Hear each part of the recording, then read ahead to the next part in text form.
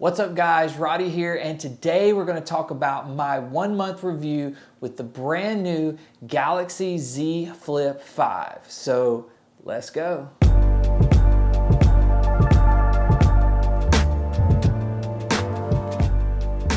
So to start off, don't forget to hit that subscribe button down there. We're on our way to 1,000 subscribers, and I'd really appreciate it if you guys help me get there. We're over 700. Almost there, so I really need your help. If you've already subscribed, hit that like button so that you'll see future videos from me. It just helps the algorithm out, helps me grow my channel. And let's talk about the brand new Galaxy Z Flip 5. So first things first, we're going to talk about design, because to me, that's really what changed on this device from the Flip 4 to the Flip 5, and what sets this apart from other folding phones that are out there. And the big thing is Samsung now gives you this brand new 3.7-inch cover display. It's not quite a full-on straight up just second screen, because Samsung has given you specific creative, I guess like a user interface. It's got a great little UI. It's got up to 11 windows that you can customize and put different things on that Samsung thinks are kind of the things you would typically use on an outer display like that. Think quick access. It's those things that in a pinch you want to just look at your phone and see, but you don't want to necessarily open the phone up and dig through everything and get distracted, and the next thing you know, you've doom scrolled for the last 2 hours and didn't even do what you meant to.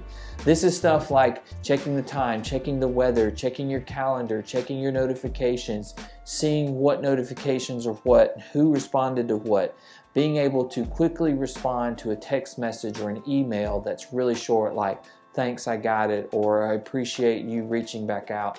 Just really quick access. It's all about how easy it is for the user to engage with this phone without having to flip it open.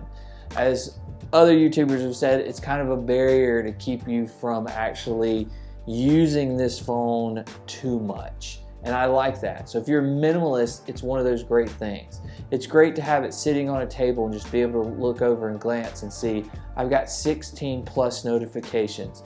If I want to see what those are, I can quickly slide it to the left, read through those notifications, click on those notifications. Some apps will genuinely open right up and I can check them instantly. Other apps, I have to go find them and open them up and see what they are.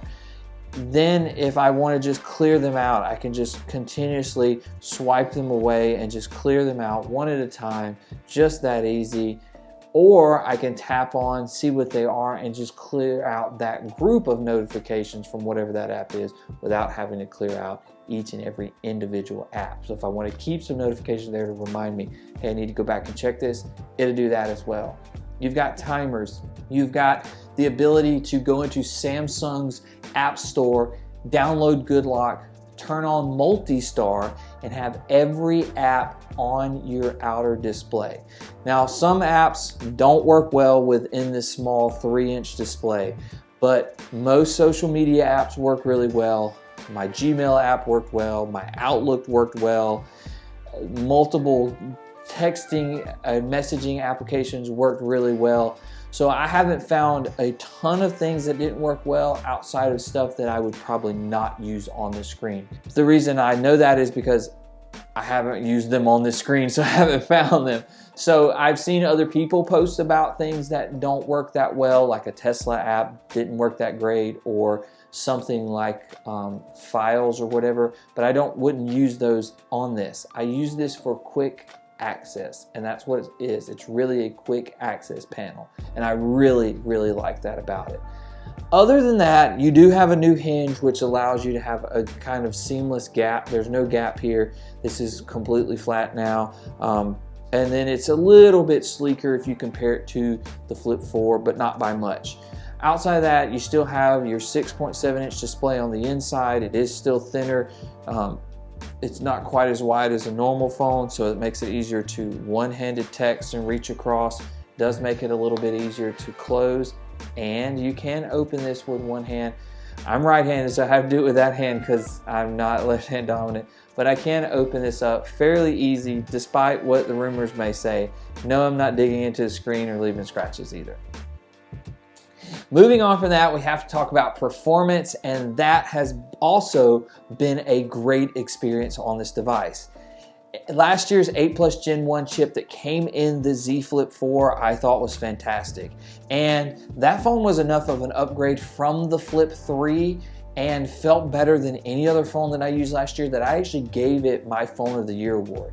It just hit way, way, way above its weight class. I thought things not only did better than expected, but they kind of blew me out of the water. And this year, it's kind of the same thing. You're getting that same experience in this little tiny package that opens up to a very thin, lightweight phone. The size, the weight, everything about it, combined with how good your battery life is, it's the same as last year, if not maybe even a little bit better.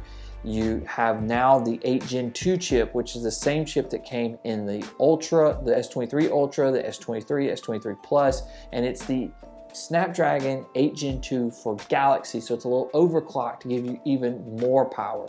Combine that into this small package, you have a fantastic performing phone. 120 hertz display here with that refresh rate, scrolling super buttery smooth, being able to put this phone in flex mode and it just figure out what to do. Very, very cool. You can make all apps adapt to it, or the ones you want to. You can make it so that none of them do it, and you still have a little button that you can change if you want it in flex mode or not. It's super fantastic. It's super great, and this design is just, it's really become kind of the go-to for this clamshell look. This is the most easy to use foldable now. It's the most easy to adapt to because when you open it, it's still a normal phone. And I think that is one thing that's really helped app developers. I think that's one thing that has really, really helped people in general that use the phone to be comfortable with. So design-wise, fantastic. Power and performance, incredible, amazing. Good job, Samsung, all the way around. And then we have to get into some of the, what I call special features, some stuff that I want to talk about, but not necessarily do I think that they are noteworthy. So one of the things that I was worried about buying this phone was that this outer cover display was only 60 hertz and only 720p. I have watched a lot of content on this. I've done a lot of scrolling. I've used this pretty heavily, probably more heavily than most people would or should, but just to try to review it, just to make sure, and I have not had any issues there.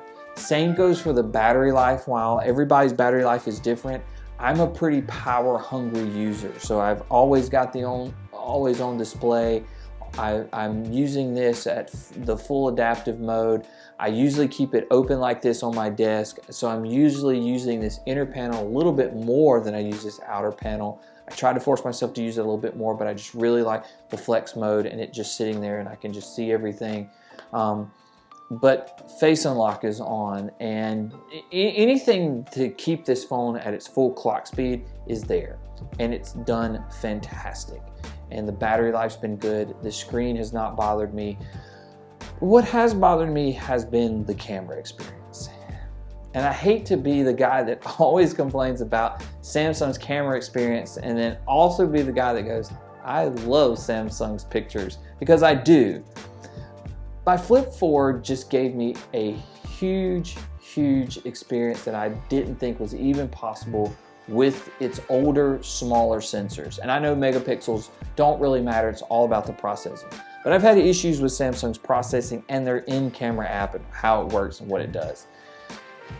The Flip 4 changed my mind on that, and I thought it was the combination of 8 Plus Gen 1 and Samsung just giving us a good phone. This year, it's the opposite. This is probably the worst camera experience I've had on a Samsung device.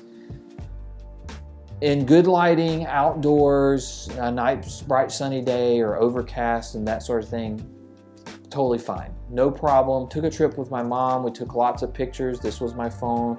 I didn't have any issues. I didn't have any crazy weird pictures. I didn't get mad because I missed a shot or something like that.